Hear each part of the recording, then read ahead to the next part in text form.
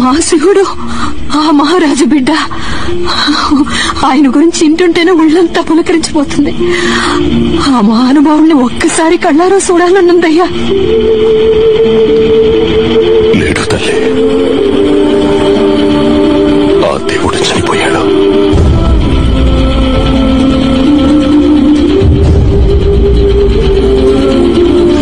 శత్రువు దగ్గర రాలేడన్నో, ఆయుధం తన్ను ముట్టుకోవడానికే భయపడుతుందన్నో,